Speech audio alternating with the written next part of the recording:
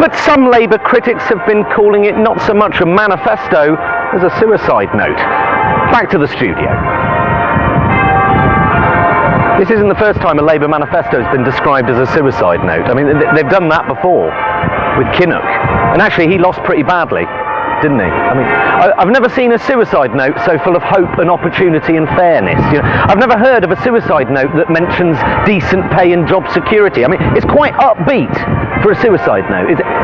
Tim, I'm a socialist. It should be no surprise that I fucking love this manifesto. But I'm a loony lefty, aren't I? It is, Tim. It is like travelling back to the 70s, like back when Labour were left-wing. We are going back to the 70s anyway, you know, like back when we weren't in the EU. Back to the 70s, as opposed to the Tory promise of maiming more foxes.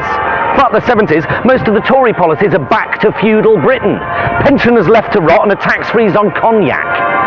Corbyn's not taking us back to the 70s. He's not going to start making us wear what he wears, you know.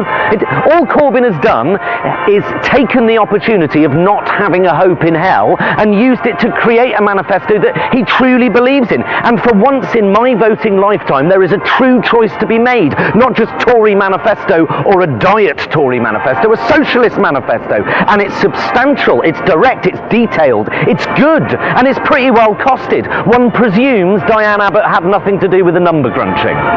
You know, the Tories say the numbers don't add up, a bit like every single budget over the last 7 years. It's this idea that a socialist party spouting socialist ideals has somehow lost the plot.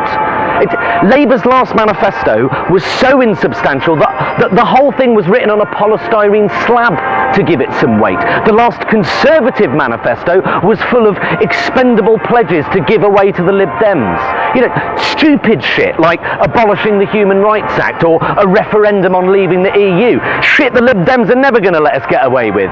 Oops. Their last manifesto had immigration targets that had been magically pulled out of some civil servant's arse. And they're using exactly the same magic arse this time round too. Their other immigration policy appears to be make this country so fucking shitty that no one wants to live here. One of the main criticisms of Corbyn is that he doesn't fight hard enough. And, I'd call this manifesto fighting talk, a statement of intent. Labour has lost the working classes. Well, I mean, if this isn't an attempt to win them back, I don't know what is. A pay rise in the public sector, no more zero-hour contracts, a living wage, Trotsky scum, not having your wages undercut because of immigration, fucking great policy. They're trying to attract the working classes, not the liberal elite. And I, for one, don't see the problem with a manifesto that for once acknowledges that being left-wing isn't just a middle-class hobby, but a working-class necessity. Ending homelessness, ending it, fully costed. What a bold, ballsy, tits-out-the-bar thing to say. And the media portray it like they just announced taxing dementia sufferers. Yeah, go for another, yeah. While the campaign trail can be grueling for even the most seasoned of politicians,